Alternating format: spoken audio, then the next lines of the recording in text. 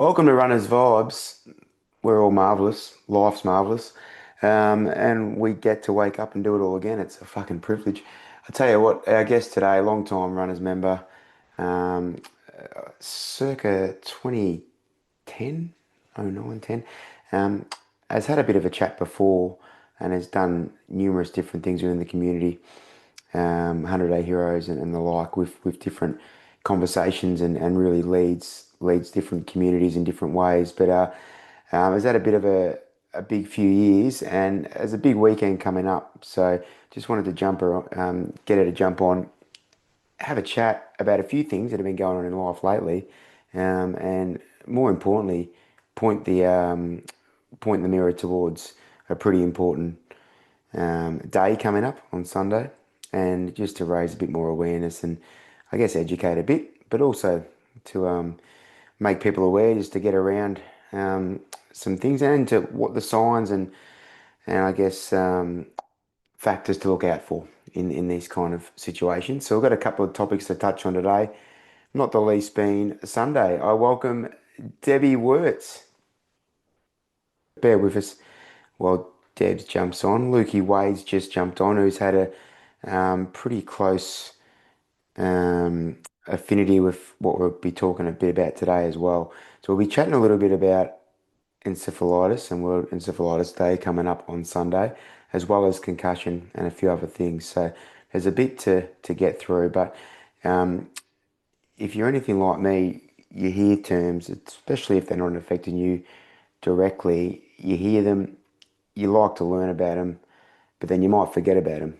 Or sometimes you'll hear the word and you'll obviously be fully entrenched. If you're fully entrenched in that situation, then you obviously learn shitloads, and you really want to make it your job to change things, and that's something what Deb's done the last 12 to 24 months. Debsy, I've got you there.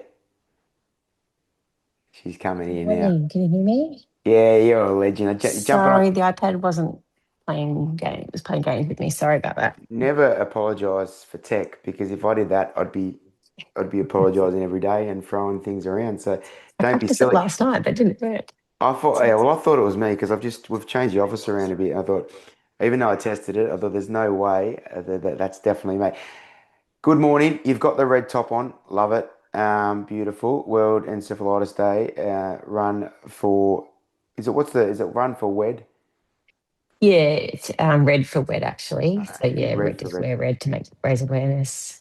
It's a beautiful thing. Red for wet, of course. The run was on Sunday that I'm going to talk about, but beautiful. You're running that nicely. Now, Debsy, you're probably going to be doing a few of these chats over the journey, and not just you've got your teammates here, so it's pretty chill. But you've done such a great job.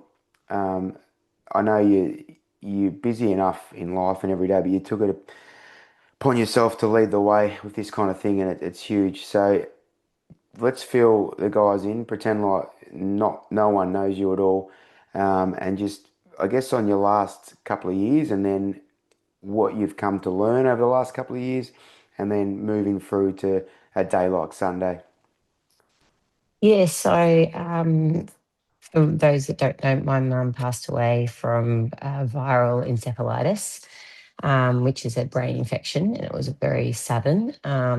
So my background is I'm a health information manager, and I have a health science background.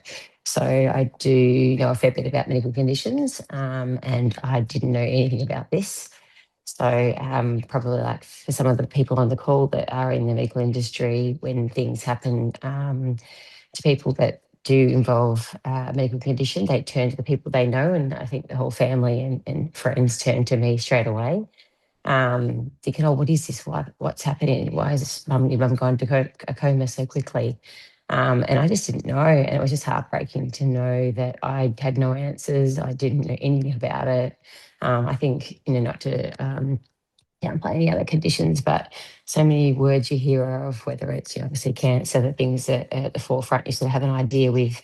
Even my mother-in-law, I mentioned her previously, she had a really bad brain tumour. It's called glioblastoma stage 4, and I knew exactly what that was because I've read it in medical records in my past. I knew that it's a horrible condition. I knew it had a short life. I knew those sort of things, but this condition I didn't, and it just scared me. And I suppose watching not only, I think, you get passionate about lots of things. I've always sort of done, been a supporter for others that have had, that people had conditions or lost someone for something, whether it's a, run for the kids, or breast cancer awareness or mental health fundraisers, etc. I've always prepared to put my hand up and support, but never been at the forefront to personally be affected by something so horrible.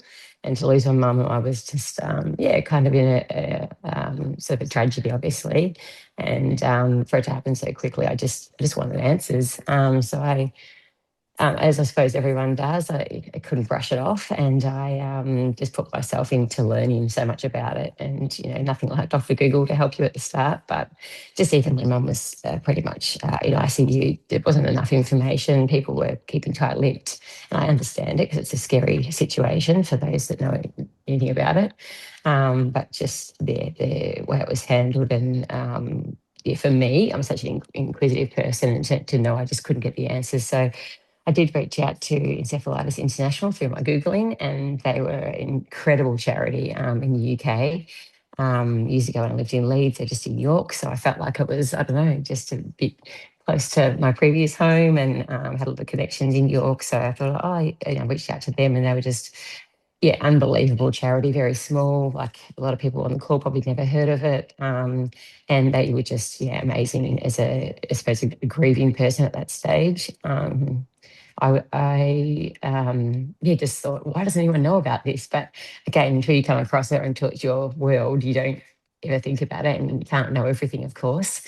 So and I was seeing a sort of post mum passing, I was seeing a psychologist just to, I suppose, vent, but also to just get my life back on track. And she said something to me in the early days, something like, I'm, heavily in stage of trauma and probably just crying every session, to be honest. And she said to me, you can make a difference, you can make a change. I know she said, yeah, I know the timing's not right, but you can make a difference in the future.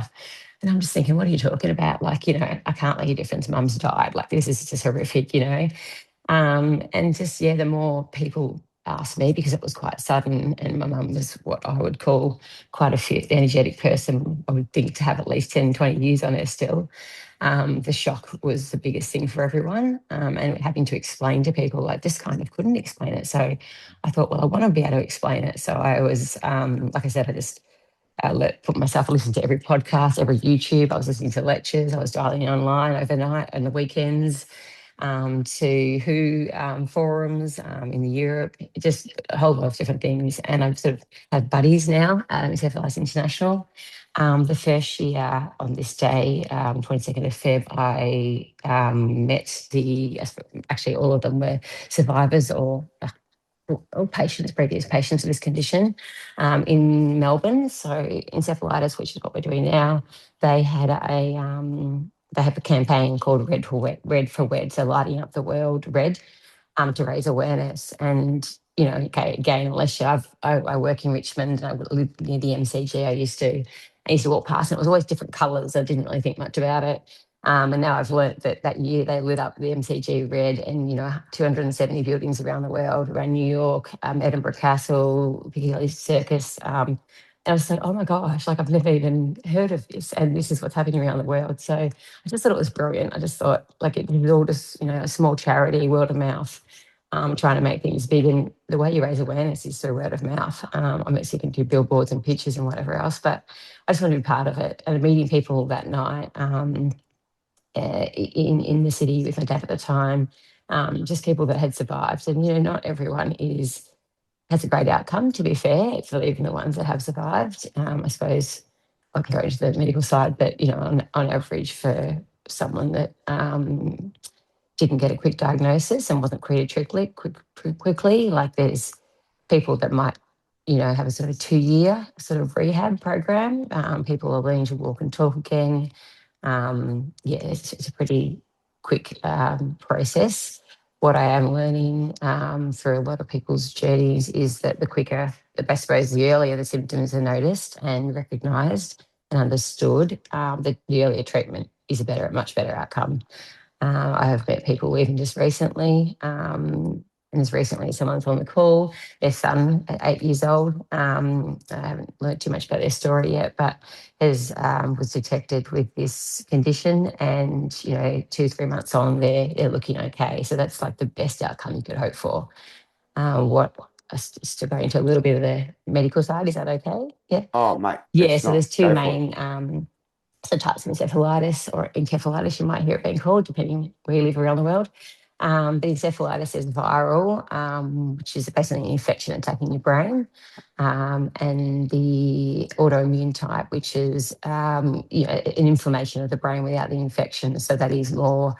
Um, it's a yeah, it's a I suppose it's more of a longer lead up time to potentially getting diagnosed. Mum had the viral type, which is sort of, to be honest, a sort of 48-hour window from symptoms to getting that, I suppose, that main treatment that you need. Mum sort of came home from hospital, unfortunately, and then went back within 40 hours in a coma. So we just had, I suppose, I wouldn't say no chance. Some patients that do go into a coma, some were in there for a year, 6 months to a year, some patients are in that sort of 21-day treatment cycle. So, yeah, again, all these things I know now, which sound, okay, great, I know what to do, I know what that means, or I know what that, no, we didn't have it every day. It was just like, what's happening? I don't know what's happening. Why is the outcome not being talked about? So for me, this is an opportunity to raise awareness, and one of the line items in the campaign this year is not just about raising awareness, but also spreading the symptoms, because the symptoms are the things that people need to look out for. So for those that follow me or are friends with me on Facebook, sorry for the spam of videos, but this charity is doing so much for me in the past, even in the past and now. I just wanted to share some of the stories, and I've done some great stories and really varied stories too. And one of the stories is, I just think for me, it hit home for people that have children at the age maybe, but one of the stories is American lady talking about her son, at the sort of 17, 18-year-old, and she just knew her son wasn't right. So despite not getting answers and saying, go home, you'll be right, and, sort of hinting that he might be on drugs and taking the wrong lifestyle. She's like, no, his personality is things that aren't right. And she persisted and persisted and sort of got the right medical team behind her. And, he had autoimmune encephalitis, which is kind of can make, for those that may have read, for those book people on the call, there's quite a few. There's a book called Brain on Fire. It's an older book, probably at least 20 years old. Susan O'Callaghan. She was a New York Times reporter. She wrote this book, and she actually suffered autoimmune encephalitis. And she was probably one of the biggest ambassadors to bring encephalitis to the word around the world to light. She, New York Times reporter, started acting really crazy in her work office place, like jumping around the office and hiding under cupboards and just doing really random behaviour. And, I think probably maybe 20, 30 years ago, you would have been just put in that neuropsych ward, which is what happened to her, to be honest. And her family physician, she kept telling them, they think I'm crazy. I'm not crazy. Something's not right with me. Anyway, the short story of that is they got a professor in, and he'd seen this before, and she got the right treatment. And she's now, got a family, and 20 years later, spreading it around the world. So that isn't the time my mum had, but just for those that, might be interested or just to understand the differences. So yeah, I suppose in that scenario, there was a longer lead up time. I think it took her up to 12 months to be diagnosed and going back and forth to neurologists and things. The type that my mum had didn't have that sort of lead up time. So there was no chance to have an appointment with someone or look into something. It was just, yeah, very, very quick. So, um, So the viral and the long term. yep, Remind me. autoimmune. Yeah, autoimmune, the viral, and obviously the brain on fire. The book there. Mm, The long term. I'm interested. So the autoimmune um, factor there. What are some of the precursors you mentioned? But is there anything else that people can? I guess, is there any other tests at all, even in youth or infancy, that we can look at or not? Yeah, so I suppose the big thing for this year's campaign is they're putting out an acronym. So for those that do or don't know, but generally, whether a paramedic or in hospitals, generally when patients come in, they have certain symptoms and they have like a pathways. So they have clinical pathways. So they'll have a stroke. So, okay, these are all the symptoms of stroke. This year they're putting out one for flame. And this is what they want to stick within the campaign and with the first responders. And that flame stands for, so F is for flu-like symptoms. So you might think, oh, I feel like I've got the flu. When you're sick, don't be scared. It's not just about the flu. So flames is F is for flu-like symptoms. L is for loss of consciousness. A is for acute headache. M is for memory problems. E is for emotional or behavioural changes, and S is for seizures. So if I look through that now and knowing that, mum definitely had the flu-like symptoms. She just kept saying, like when she could sort of talk a bit, she was just like, oh, the pain in her sinuses, like the headache. She just kept saying it to the doctors and over and over. And I've also met someone who he said, 20 years on too, he said he'll never forget the pain up from his nose up through his sinuses. So again, now that you're not just up here, but yeah, that's for him. It's sort of basically, in mum's case, the viral infections sort of sat in the temporal lobe. That's all in that frontal area. She was definitely in and out of consciousness, obviously before she went into a coma. But yes, so she sort of had five out of those sort of six things. She didn't seizure. That is something more common with the obviously your brain's getting it's infected or inflamed, so the brain cells aren't connecting, so things start to happen, and the patients often seizure. So it's one of the common things I do hear from, I have heard from others that have the condition as well. So yeah, it's not, all those things obviously aren't going to happen to one person. Well, could happen to one person, but I think speaking to someone recently, that sort of flu-like symptoms, not being able to get off the bed, not being able to walk normally. I know from my mum, she called her neighbour at the time, and her neighbour said she was just came in and said, I don't feel right, was walking lopsided. So very much looked like a stroke for her. And then within that time of the ambulance coming, it sort of couldn't talk, dysphagia, etc. So it was pretty quick, very quick actually. So but of course, now you look back and, oh, was she funny on the phone last night? Oh, did she say, you think of all those things, but you don't know, No, and you're never going to question everything. Yeah, someone says they've got a headache or they feel a bit fluey, you go, oh, you take no, a Panadol, you'll be fine. yeah. So it's not to scare anyone that these symptoms you're going to have this. It's more just to, as I said, to raise awareness if people aren't feeling quite right. And the one thing that I've learned through so many people's podcasts is your family know you best. So advocate for them, especially if someone can't talk, of course. So that if they are saying, acting weird or whatever, don't just think they're having a bad day. Maybe something like that. But I suppose for me, just for their campaign is just a couple of key things. Obviously, the flames is the acronym we're trying to do. Knowing these symptoms can save a life.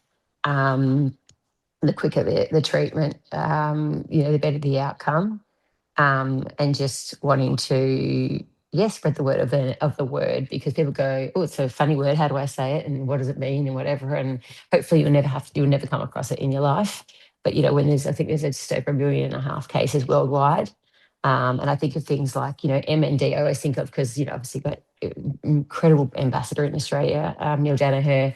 There's 700,000 cases globally, so you think it's double that of encephalitis, and I hadn't even heard of it. So, they're trying to use great platforms in people that obviously have survived, but even in some of the seminars I've been to, they've got a Great Britain high jumper. Her dad had it. They've got a rugby player. She played, she's probably in her early 20s, probably in her mid 20s now. She played for England, like she had it. She had the psychotic one where she did it 2 years in a psychiatric ward, and, really interesting outcome. So they've got some really good high profile people, but you don't want anyone to get it. But it's, just really interesting to hear about different people's stories and experiences. So I just Well, wanted to be part of the awareness campaign, really. And I can't light up. I've tried to light up Carrum, Patterson Ridge Bridge. I've tried to light up so many things. Council are tough. I've heard someone else talk about this. I think Cara was talking about cancers last week, and you were talking about it previously. Cancers are tough to get through. So I've been trying for 2 years. I've got a local MP here, her EA's on my side, and she said, we'll get that bridge lit up one day, Red. We had Kingston Tower, Council Tower lit up the last 2 years. So it's part of our, just emailing people around. So it's just, yeah, trying to, I mean, it's funny, I think we got the MCG lit up. I can't get Karen Bridge lit. It's You crazy, will, you you know? will, and I and know. I'll interject. You're speaking so well, Debs, about all this. So it's still so new and raw to you, and I know you've spoken previously on less formal things, but definitely online with different things we've done. And you're just amazing, the amount of energy and knowledge you've put in. Um, you already would have saved lives without knowing it. I've got no doubt, and you're gonna save hundreds, thousands more. But it's the awareness stuff that's crucial. We will get Patterson River and the whole joint lit up red because that's a pretty special place in yours and your mum and dad's heart, but also just your whole community. I reckon it's beautiful. So we'll get that lit up. I'm fascinated by the science of it and the brain itself, really, and the fact that people are still going into institutions because the lack of knowledge is unbelievable, really. Something of this, I guess, magnitude that hits this many people and affects this many people. And something I know we don't know much about the brain and all that, but there's no excuse to not know with the amount of information out there now. So thank you so much for bringing this to the table because again, long word, people if they're not affected by it would be forgiven for walking past it and not understanding it, but you're making sure that no one walks past again. So I just think it's magnificent work you're doing. So we've spoken a bit about the condition. We're going to talk a lot more. We'll remind people of those acronyms. We'll get right around it. And this upcoming Sunday is the first of an annual event. And you're gonna make it. We're gonna help, and everyone's gonna just get over the next 5, 10 years, make it massive. And not the run itself, but the day itself, I think, is the most important thing.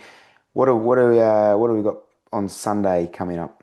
Yeah, so Sunday is obviously World Encephalitis Day. It's a bit of a shame because I know the Patterson River runs on at the same date, usually the week before, and I was like, damn it.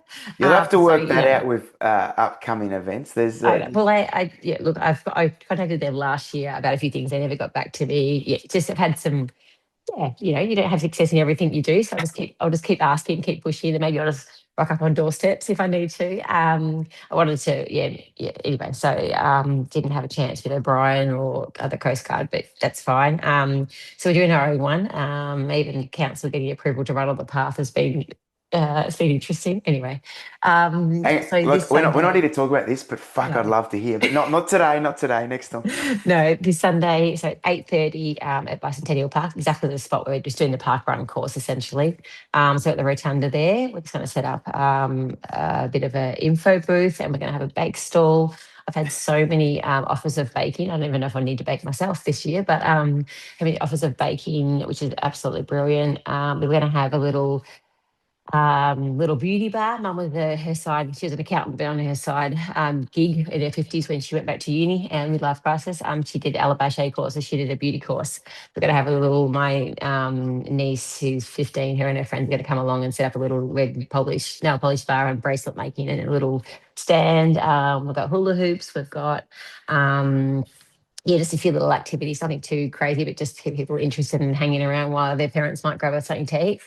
And then it's a park run course. I think that maybe there will be a lot more walkers than runners because I've got my mum's friends coming. I've got work colleagues, different people coming. So it won't be as probably well run as a park run. There might be some dogs, on leads on courses. There might be some prams or whatever that be. But yeah, it's just pretty much an out and back. We'll have the course marked out the same. My red markers didn't arrive in time, but I'm hoping that the other ones, the Amazon comes through and brings the other ones tomorrow's. Otherwise, I'll be hitting up Bomb Beach Food Club to ask for their red markers because I've noticed they're What do out the you back. just? This isn't supposed to. What do you mean? Red what? Red paint? There's some red markers for the course. I just ordered them a few weeks ago and they Oh, haven't arrived. But we can work something out. sorry, I ordered some on Amazon the other night, so they're coming tomorrow. Oh, that should work as well. We'll get on to it tomorrow, Arvo, make no mistake. Um, Yeah. yeah, so the run walk, beautiful, getting everyone involved. And the thing is, like, it's a beautiful community thing, and you're going to keep the your mum's Mm. friends and other people involved. Love your mum going back to uni and studying a bit of beauty at 50. That's a beautiful thing. Yeah, and just one last thing, they're also going to have, I'm sure many know, but not everyone. My nephew's 17 now, but he's been world scooter champion for the last couple of years. He's now in that's in the junior, sorry. He's now in the senior, so he's been traveling around the world doing scooter comps and things. So he's actually going to offer his time, which he would always, because Nana was such a big part of his life. Him and his friend are going to offer his time to do some free scooter coaching. He coaches now, but yeah, down at the skate park there. So that was sort of his way of wanting to do something to help. As at 17, you sort of look around and losing your nanny, as all five grandkids have been, it's pretty tough when she was such an active nana in their life. Like, yeah, just incredible. She's that nana that was out there ice skating with them, that was jumping at the what's the Shane Carter mentioned it the other week, the inflatable world at the Water back. park. Oh, mum was in there. Mum was that nana, did absolutely Was she everything. She was, falling in? Was she falling in? oh yeah, she would have been jumping That's in, yeah, marvelous, for that sure. stuff. She's yeah, so Taj is going to do that. So it's pretty cool. So hopefully I think there's quite a few kids interested in coming to bring their scooters, and yeah, hopefully you can do a bit of a coaching sesh. I don't know how busy the park will be, but That's yeah, I think fantastic. it's For the nice guys to that get a bit aren't involved. for the guys that aren't familiar with the area, the skate park and ramps that Debs is alluding to is massive. It's perfect for this, and it's also literally a stone for 100 meters from where the actual run will be. So it's everywhere in the one precinct. So you've done really well, and obviously all the beautiful like beauty stuff, food, just hang around. But we'll make a day of it, and we'll get everyone down. But great work from Taj there, because there's no doubt there's people that like are not connected to you or any of us that Taj will be able to people will know Taj clearly and they'll say, gee, that's a pretty so what it does is just get different people and Yeah. new people coming through that have got that I wouldn't have any idea would love their scooting and they just rock up. So that's brilliant, Debsy. Um, tell us about what you envisage, I guess, over the next 3 to 4 years, not just for this day, Yeah. but in particular with the awareness. Oh, just yeah, just hearing stories about lives being saved, but essentially no one wants to leave a loved one, especially the way mum went. It was just tragic, really. So that any survivor really of it, I dialed into the monthly support group, Australia, New Zealand, the UK, that Encephalitis International run every month. I went to a few at the start. I realised it was only really people that had survived, not carers or not people that had lost people. So I hadn't been going the last sort of year and a half, but I did dial in last month, or this month, sorry, and just seeing how that's grown was amazing. And there was a couple of carers on there that had, like a lady from Albury, her best friend had it. So she just wanted to understand more about it and learn more about it and interact, how to know how to interact. So I think by the sound of it, her friend wasn't doing that well. I couldn't talk anymore and certain things. And yeah, was rehabbing walking. So it was, yeah, pretty traumatic for her by the sound of it. So just those sort of things, having platforms and, for people that you hear are struggling or have heard of this and they might be in the middle of someone, a loved one having treatment, just knowing that there is a support network out there. And it's not for everyone, I know, sort of all like to have their own ways of this. But for me, it was just trying to learn about everything so I could see what would work for me. Because I mean, grief aside is hard enough, and but really not understanding what had happened and why and how so quickly. How does this happen so quickly? Look, there's not to take away from so many other conditions, like, you can have a cardiac arrest, you can have, there's things that happen straight away. I understand that too, that are very tragic too. But for me, I couldn't let it go. I couldn't just say, oh, it's a condition I haven't heard of, and oh well, what a horrible outcome. I just had to learn more, and by learning more, that made me intrigued as to how I can help save lives. That's sort of all about the campaign, knowing signs save lives. And I'm like, well, what can I do? I don't have it. I've lost a mum. I don't have someone to care for. What can I do? So, like I said, I work in a hospital. So, I had, in previous years, I've shared the learning material with other hospitals. I've been in contact with emergency departments around Melbourne, and I've spoken to their nurse unit managers. Some of the doctors, most of the doctors generally have heard about it in ED space. Some hadn't. So just reaching out in that way. So now I was like, okay, what can I do more locally, or what can I do with the word of mouth? And just learning someone in the runners community the other week that heard of it and had come across it, and that just really hit my heart. Going, oh my gosh, okay, what can I offer? Mm. Maybe it's nothing, but maybe it's something, and even if it's just connecting them with the right people as well. So just, yeah, word of mouth is powerful. Well, I'm learning it that it through is the socials crucially. with, sorry, we've Sorry. only shared through socials, my sister and I, and the messages, even text messages and inbox messages I'm getting from people that they're your Facebook friends that I haven't seen in a while or years. They're like, oh, we're going to come, or can I bake? And I'm like, yeah, fantastic. Thank you. Like, so just that is achievement in itself for me, just knowing we sort of had a name of getting 100 people on Sunday, knowing there's other events throughout Melbourne that people are already doing. But I'm like, between my sister and I, hopefully we can achieve that. And wearing red or a touch of red. I've got some streamers, red streamers and things, just something to have that, big group photo for the UK to show that we're helping around the world. I haven't shared it yet, but the river run we did a few years ago, I saw on the website, Sonia, myself, I think Joey Cam and Loz, in the Coast Guard fun run, we had our red t-shirts on, and there's that photos made the billboard. So it was kind of cool to think that, just again, being part of that awareness, and raising awareness for it is really cool. Even I've been attending a clinic recently, and I'm doing a rehab program, and we wear a t-shirt every week, and the physios are like, oh, some of them are like, oh, how do you know about that? Or just staying that conversation, really. Mm. Even the psychologists and the OT, I feel like I'm going for treatment, but then I'm educating them, and it's really cool. um, so yeah, That's just every opportunity, without being that annoying person. I don't want to be in everyone's face too much, but I will. I will for this week. Thanks. Sorry. Nah, you're certainly not that. The awareness is everything, and like you said, the conversations with a physio or your psychologist, or like you said, we're bringing it up once, like the Mm. first time we're bringing it for the first time, we'll bring it up a lot more, and we already get feedback from a member on and today and young son, which I knew was in hospital, but I had no idea that was the condition, and probably in past times would never have known because the word might not have even got said. So Mm. if that makes sense, because Yeah. it's all quote unquote in past tense now, Mm. because all is good. So it's really important that this stuff gets brought to the forefront, and you're doing a phenomenal job. What about misdiagnosis, Deb? I know we spoke about, and I know we'll move on pretty soon. I can't wait for Sunday, but the misdiagnosis, you spoke about the psychiatric stuff. Mm. How often is it misdiagnosed initially, stroke and other things, like in the real inflammatory period of it? Yeah, so I personally don't have the stats on that. I'm sure there's someone that could talk about that. But like if I look at some other podcasts of and learned about is that um, it is common. It's very common to be to be not seen, whether you've got mild symptoms and it could present as something else. Absolutely, and stroke's the big one for a lot of people because it has like that.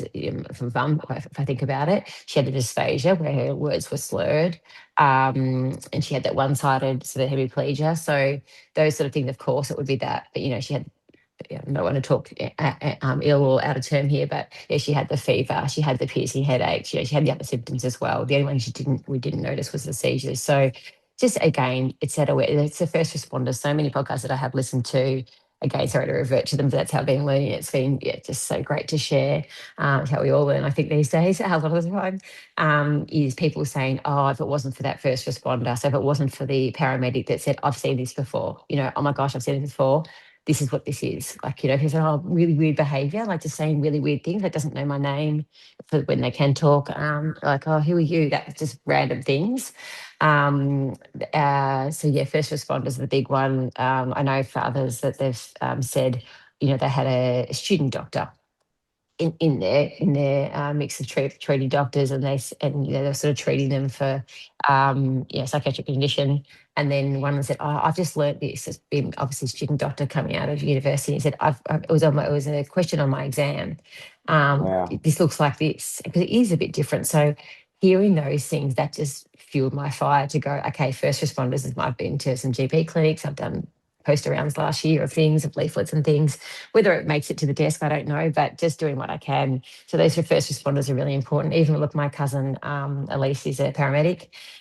So through her, I've been trying to raise awareness. They're actually coming in. She's giving up the try on Sunday to come and, because like when you do an event, I've learnt you need certain amount of medics, or not medics, but nursing and first aid people on course.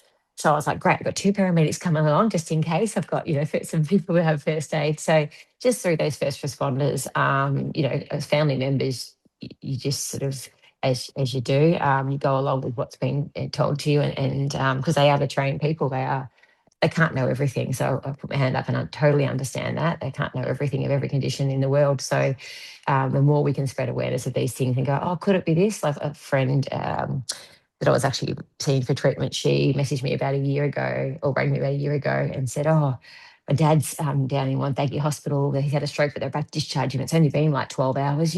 Could it be what your mum had? And I said, as I said, these are the other symptoms it could be. So she went back to the doctor and said, I just want to ask, could it be any of these? And they reassured her it wasn't. And it wasn't. But, hopefully it is never encephalitis. But just the fact of, that again, that word of mouth of going, Mm. oh, okay, it looked like a stroke, but it wasn't. Her dad was in his 70s, early 70s. Philly hit you. They went down there for a hike, or for a walk or something. They were fit people. So just, yeah, just wanting to make sure, not make sure, but like just spread, yeah, again, just spread awareness of those sort of symptoms that people might ask the question, because it could save a life. It Um, will, and it probably already yeah. has. So I'm so proud of you. You're doing amazing things, and I know you don't do it for that, but um, when you look back in a bit of reflection, even if for a minute over Sunday and Monday and Tuesday next week, you need to take a breath. And your mum is very, very proud of you, make no mistake. But you're saving them lots and lots of lives. And I love the worldwide stuff. I love the Mm. UK US connection. I know the UK's got a special part in your heart, but the fact that there's so many lovely people connected by this horrible thing, Mm. but doing amazing things. So, Yeah, my girlfriend actually in Scotland. She's in Edinburgh. I saw the post. I think because I'm not a great sleeper, and I think over the last year, over that time, I was on my socials a lot. And I saw the Edinburgh Castle post, and I said, "I know you live near there. Run down." And it was so funny. She messaged back pretty much straight away, which is, the wonder of messages these days. And she was taking photos and she said it to me. She's like, "I would never have known." Like, 'cause the whole, it's actually, I've been there, and it's the most beautiful building, Edinburgh Castle. I just love it. And she's taking photos with her and her mum, and just those little things. And she's a teacher, and that's not her line of work in the medical thing, but she's said to me how she's talked about it with her mum and her mm, family. And again, just that thing. And again, hopefully no one ever comes across it. That's what you'd hope. But yeah, it can have a really devastating outcome. Like some of the people I've met through the support group as well. Like, her marriage fell apart. She was in that psychotic with her autoimmune one. She's had a really estranged family and things because of her behaviour, and it wasn't treated at the time. She's now on track and got the right medication, and doing better. But yeah, really horrible outcomes. Some people, as I said, one person we met. He was 18 when he had it. He got the acute type, and he went to a coma for a year. And when he came out of that coma, his life started at 18. He has zero memory at all of anything, like even learning who his mum was. He's in his 50s now, or 40s now. But yeah, he was on the call the other night, actually, interestingly. And yeah, I was just, yeah, that's obviously the worst outcome, a horrible, not the worst, but the horrible outcome, to know that, yeah, you don't remember going to school or any of that. So you're learning to walk and talk at 18. That's pretty crazy. Even one other story that I know I shared on socials last year, that actually I just started watching, bawled my eyes out, maybe because I have a child now, but an I think he was 10-year-old, went to school. He wasn't feeling that well.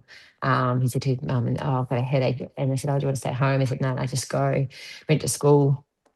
School didn't call him about, he's saying he wasn't feeling well, but yeah, they picked him up from school at whatever time and ended up in ICU that night and actually died.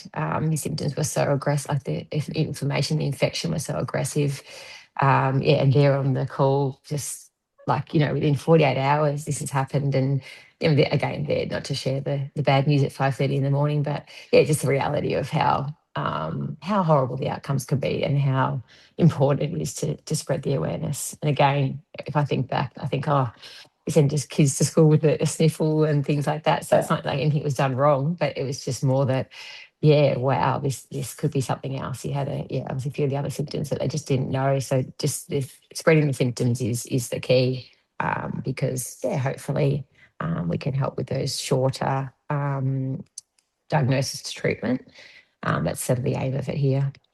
Oh, and there's definitely you need to spread the message on the symptoms, and of course there is going to be some horrendous stories that have Mm. come out of this. But what that does is it helps people to just be aware, and they'll talk to other people. And that's the thing, you'll never ever ever know the effect you've had because you've already had such a great effect. Even a great example in point, your friend who's a teacher in Scotland. Like, the flow down and cascade effect is phenomenal. So.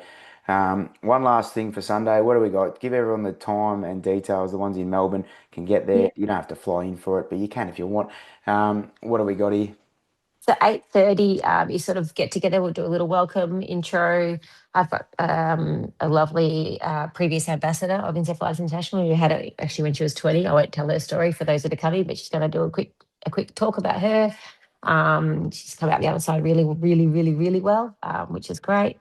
And then 9 o'clock sort of kick off as such, and then just doing the loop as long as it takes you, as long as it takes you. It might just be a walk and talk. And I know some mums friends are coming, and they're still, I wouldn't say in shock, but just devastated that their little pocket rocket, their little social coordinator mum was always saying, let's go to the theatre, let's go do this, let's, whatever it was. Yeah, some of those are going to come. So that'll be nice for them, I think, just to have that bit of celebration of mum's life as well, Mm, to make it more personal for them. But as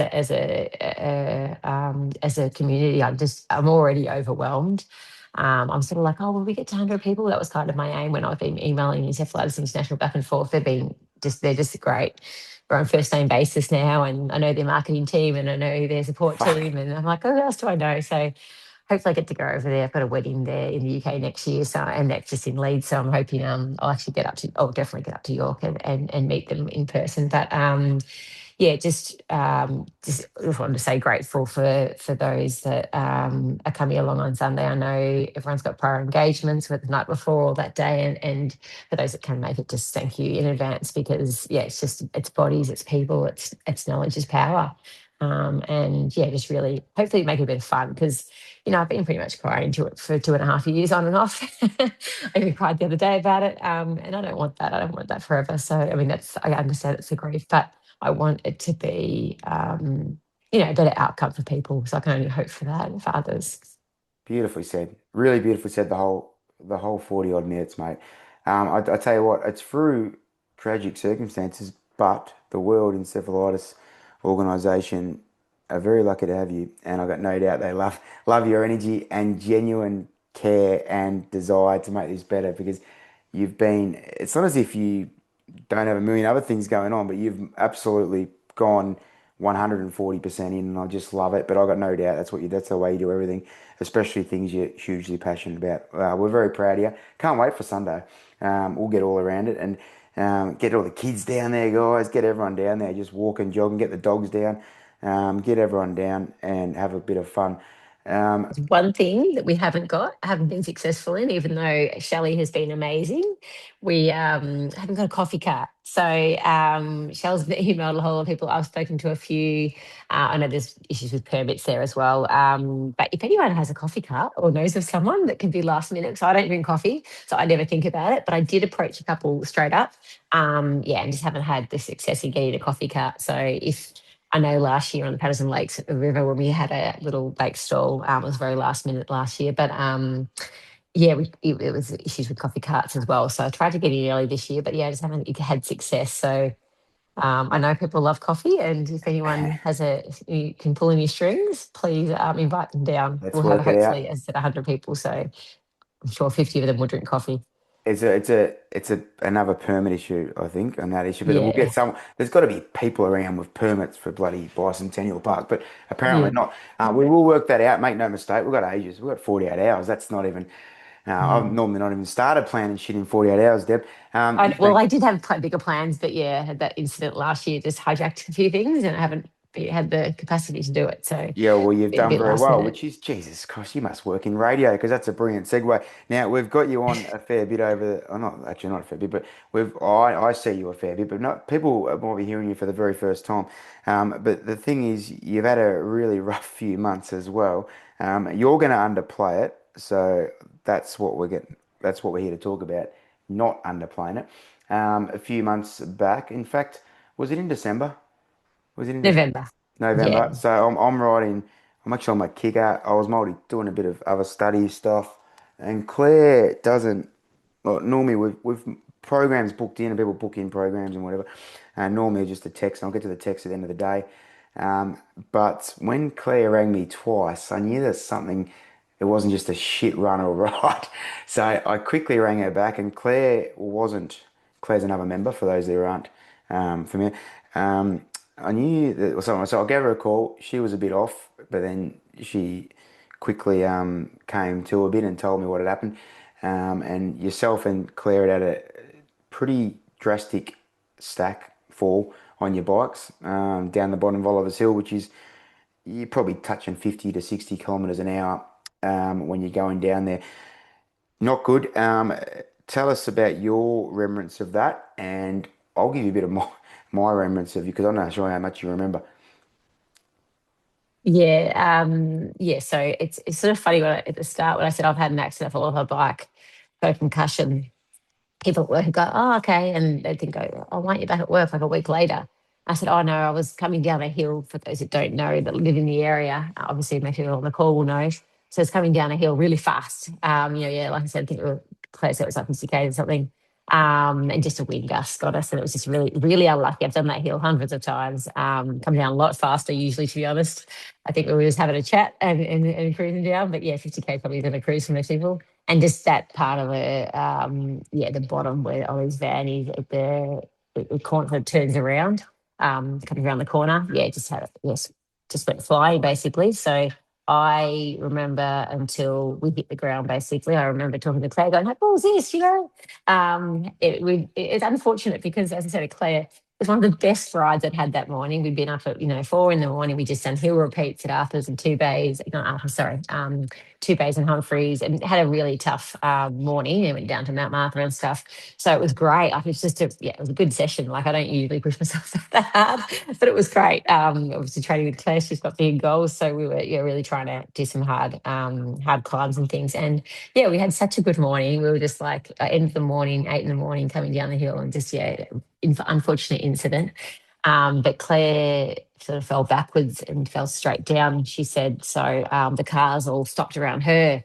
And as I said, the minute I fell, I don't remember anything. But she said that I sort of went gliding another 15 meters.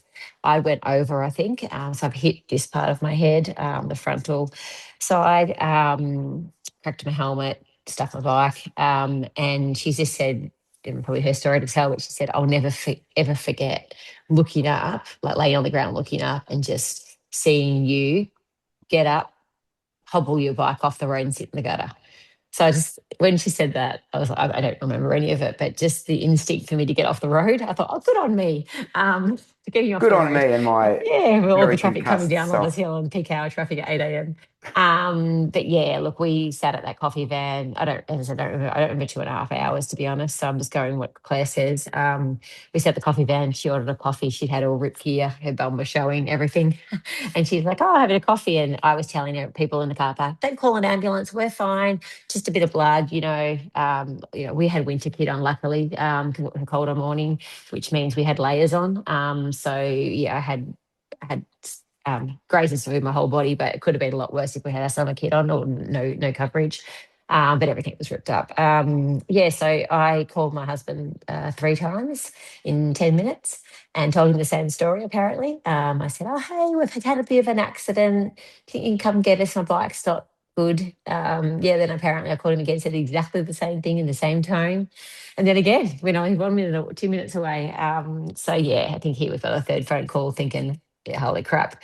He's been around quite a lot of cycling accidents in the past, helping people and whatever else when he used to do support. So yeah, he doesn't really appreciate those phone calls 3 times. So yeah, just still can't believe I don't remember anything of it for to walk in. Apparently, I walked into ED. I helped them undress because I said, "Oh, where's all my stuff?" Because they usually cut them off when people are in accidents in ED, and they're like, "Oh, here it is." I apparently helped them undress myself and everything. But yeah, zero recollection. I just remember. First thing I remember is them saying, "She's got a really small neck. You need to get a pediatric collar." I mean the cuff. And I was like, oh, and I was straight away, I just knew I'd had a bike accident. And I was like, what hospital am I in? And they said Frankston. And I said, oh, okay, that's right. I knew it was Oliver Hill. I remembered that, but I didn't remember anything else. And I was like, oh, Claire's here. Johnny's here, my son's here. JD's like looking right at me, got blood everywhere. And I'm Ah, like, oh, sort of, piecing it all together. But we recently moved and we rebuilt our house and we had an appointment at 11 o'clock. So Wednesday's my day off. And I was like, oh, let's get out of here. We've got to go. What time is it? We've got to go soon. And yeah, I was just wasn't clearly making sense. But I remember those sort of little things and looking back, it's, yeah, just not to get those sort of 2.5 hours back is annoying, but it is what it is. I think the learning of that. Deb. Not the first time you've lost hours, let's be honest. Oh no, but not by choice. Yeah. I just think the learning from that is if you see someone in an accident, in this case, life in an accident, that's saying don't need an ambulance, call one, especially if they hit their head. Because the best thing would have been to get there earlier. But yeah, I just think, yeah, I would definitely say call an ambulance. Actually, I rode up to Oliver's the other day on Sunday, yeah, and there was actually some paramedics getting coffee at Ollie's van. I thought, oh, good, if I come down here, at least they're already here. It was um, it's yeah, pretty the day itself's pretty very, very drastic. It was a very again, I've seen different stacks as well and lots of concussions. I'm not sure I've seen a worse one. I can't remember a worse one in any football combat sport than what Deb had. So give yourself credit for your quick recovery. I know it doesn't feel quick for you, but mm, it's been enormous that you've been doing so much of late. We'll talk a bit about that in a minute. Um, the day itself, it looked like you'd been in a war. You're yeah, going to it wasn't undersell it, pretty. but it looked like your face and everything. Claire had no skin on her back and ass, but phenomenal that you both survived so well. It was a Mm. pretty scary couple of days. So continue on. Yeah, so yeah, it's just basically, like any sort of accident like that, a couple of weeks getting all the grazes wounds. I had the beautiful Sarah Foster, be my personal nurse, coming to the house, not only nurse, but bringing me flowers and dressing my wounds for me. She's just a golden gem. And then I had Tasha, I see, for Pilates. I didn't do too well at the Reform Pilates for a while. The dizziness, yeah, wasn't my friend. I couldn't do that. But yeah, her hubby, Mick, had a hematoma from pretty much my knee to my hip, on my left leg. It was quite a size. And Quite a size. It was bigger than this football, guys, if anyone's well, got it was bouncers. interesting for those that are in the medical industry. I know there's a physio in that on call. I didn't know hematomas would do what they did. So the big fat leg was what it was. I didn't mind. And then suddenly a week later, it just popped out like a tennis ball on the side. Like I was like, what is that? What is that? Yeah, messaging people, and yeah, my husband's old boss is a physio. She said to me, oh yeah, they go out before they heal. And I'm like, this is not out. This is like a tennis ball, like, wearing leggings or shorts. I was like, what? So yeah, and Mick goes, this is interesting. So yeah, Mick's worked his wonders, and it took first, I don't know, 3 weeks, it just wasn't budging. And I'm like, I can't have this happen forever. Why isn't this going? It's hard as a rock. And yeah, anyway, we did sort of ultrasound and heat and cold therapy on it. And yeah, I saw a plastic surgeon. I was going to get it drained, but yeah, in the end, it was just lots of physio treatment. Um, but yeah, got that sorted. And then I just think, you look better, your wounds are healing. I remember one day, maybe early Jan, I walked in and Nick said, oh, you just look better. You look like you're with it now. You don't realize what you're sort of carrying. And then I just upped my hours at work and upped my training and upped everything, thinking, yeah, I'm back, I'm good. And then a week later, I had a big meltdown. I've now, I'm listening to, I don't know why his name escapes me right Crowy, now. Steve Crow.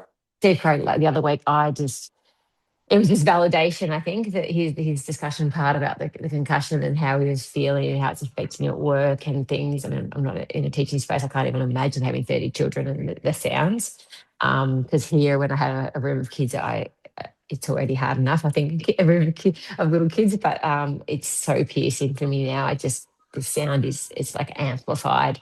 Yeah, I haven't been going out. Like I've really, yeah, it's just it is what it is. It's a slow recovery. But a cycling friend of mine, sort of my previously, I used to cycle with quite a bit of a group, and they learned of my fall, and one of them reached out to me. She's actually a nurse manager as well, and she had a fall a few years back and found out about Epworth concussion clinic at Epworth at the hospital I work at. I know of the clinic. I wouldn't even thought that I suppose qualified, thinking I was back at work and I'm training again. Oh, I'm gosh, fine. Deb.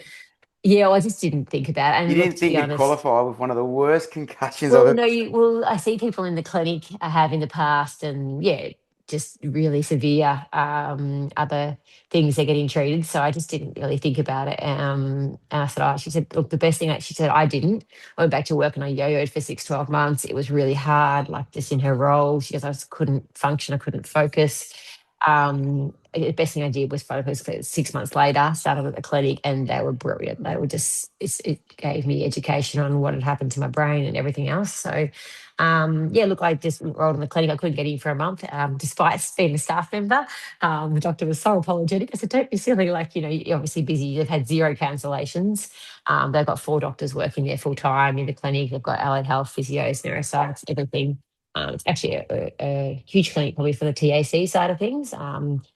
We didn't hit a car, so we're not TAC, but regardless, yeah, I was managed to get into the clinic. So I'm doing that every Wednesday, got 3 hours of physio, OT, and neuropsych. And again, sort of think, oh, I feel fine. Oh, why am I here? But then I go back and try and do more. I mean, I'm doing 6 hours a day now at work, and I'm really proud of that. Which at the start, when the doctor said 4 hours, I was like, four? I can't get much done working at 4 hours. That's just 4 hours of meetings. But I actually couldn't. My first day back at work, so in my role, I unfortunately work on screens most of the day. So I had 2 screens and my laptop, which is just my normal setup.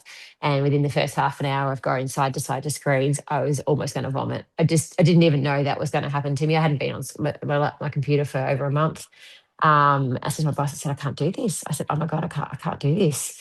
And I've now since learned, like, with convergence and vision and things, like, the closer up and the how much energy it takes your brain to focus on things in front of you and the screens and things. Like, I didn't realize. So it all makes sense now. Like those things, like education is knowledge and power. So I, yeah, have learnt that, yeah, this happens to a lot of people, and it's very common, the journey I'm going through. But for when you're not in it and you look well, and people go, "What? I mean, you're only doing 5, 6 hours," like it's just a bit hard. Just the energy, yeah, just learning more about the brain and how it's been affected. Everything, the cells are all still there, but they're all muddled. Like when the neuropsych said to me at the start, explained sort of what it was and how they were muddled. I was like, that's the exact word I'm looking for, is muddled, because like Steve Crow, I just forget words. That short-term memory is a little bit jolted sometimes.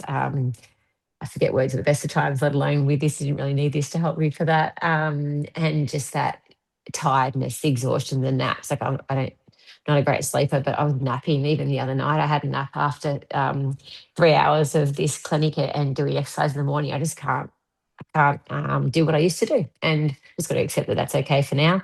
And that I just got to exercise in like every other day. So I can't just get up and run one day and cycle the next day. I can't just do back to backs anymore at the moment. It's just not that, and work and things. So, like I said, you look great and you feel better, but yeah, it just doesn't work for me at the moment. So even things like I haven't been drinking. Like I love a glass of wine. I just haven't. I've had I think 3 glasses this year. So yeah, I just can't. The first time I had a glass, I think it was Boxing Day or something, and I just felt like I was instantly drunk within a couple of sips.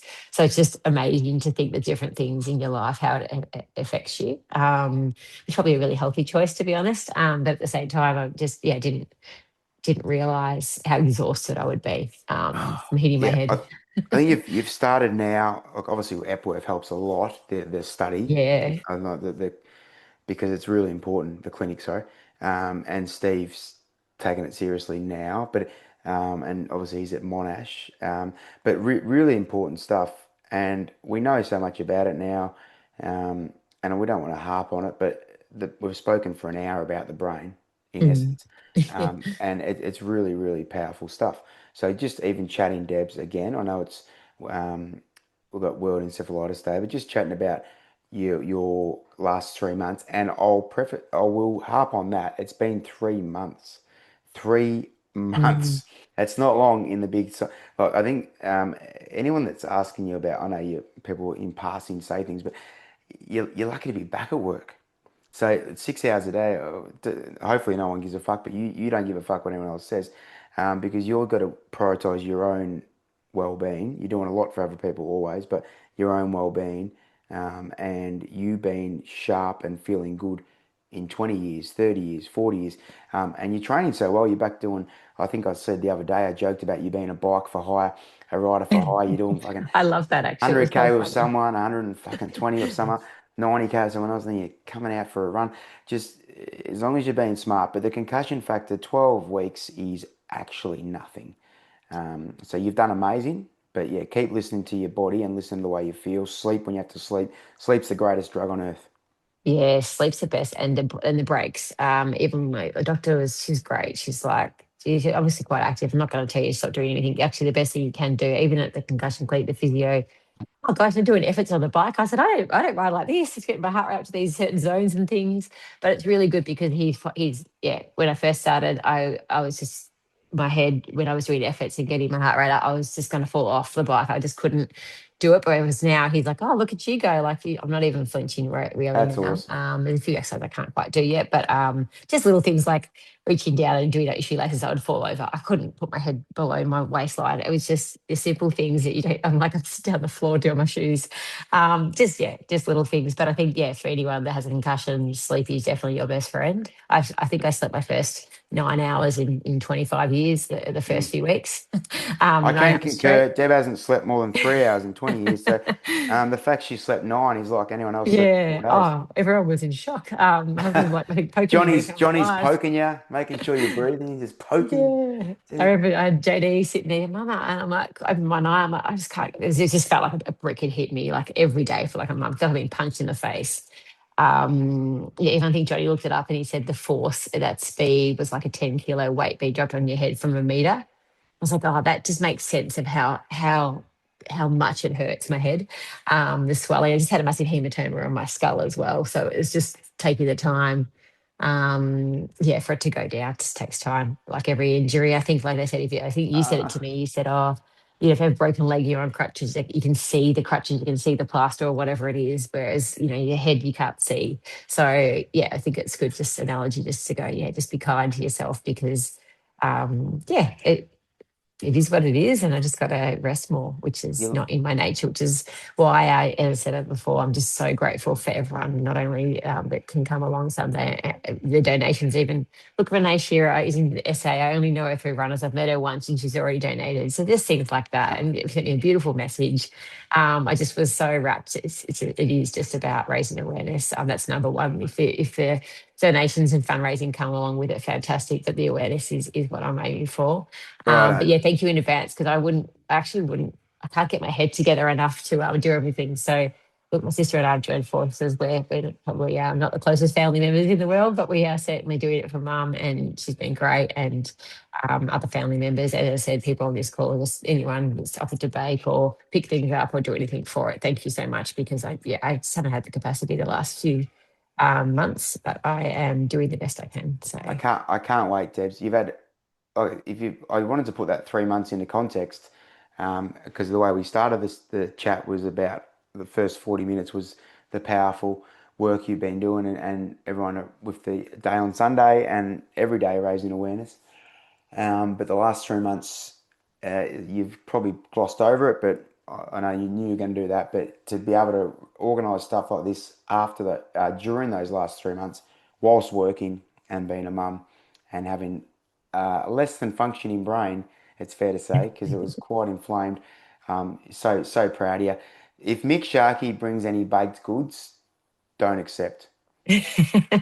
Don't accept. unless you want all your mum's friends off their chops just walking around stoned, don't accept Mick Sharkey's baked goods. But everyone else, feel free to bring whatever you want to bring on Sunday. I can't wait. I know there's different things on, but I know people are skipping the triathlon to be there.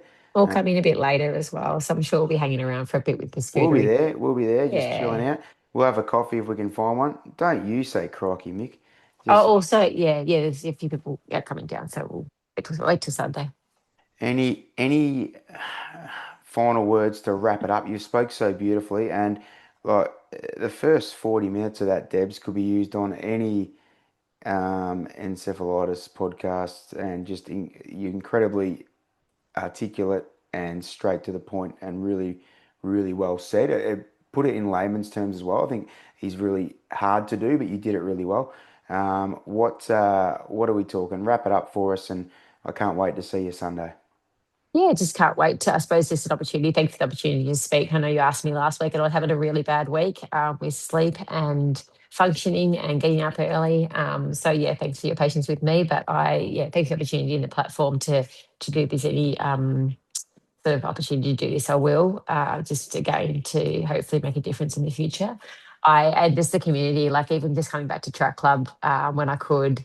I've never really been a huge track person because I'm not super fast or whichever, but I've just learned that it's not really about that. It's just about the community and going in and having a chat for, seeing people and being part of something. So it's just so nice. So to get back there with, I think the first time I was a bit like, oh, not quite ready to get back because pounding on the pavement just wasn't right for me.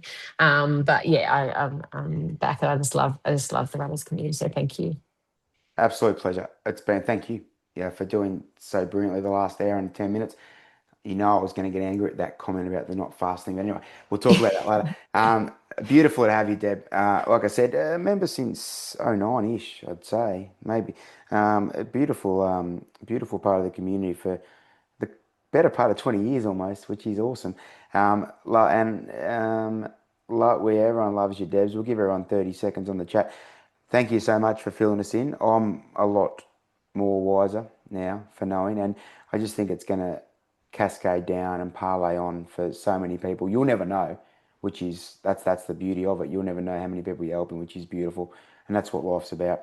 Yeah, amazing. Get another 20 seconds on the chat. It's all the love coming. Let's get down there Sunday if you can. Chelsea, Bicentennial Park. If you've done your main stuff Saturday, or if you had a big night Saturday, it doesn't matter. Just rock up and have a walk.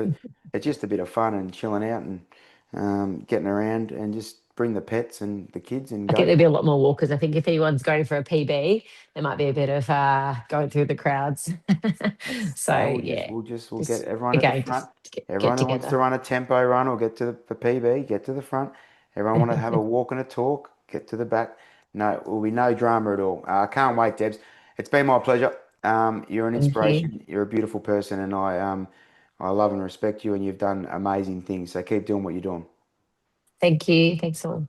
How good's Debbie Have a Wurtz? great day. Debbie Wurtz. I can't call her Debbie, but Debbie Wurtz. We'll get into it. We'll get JD and Johnny there on the weekend.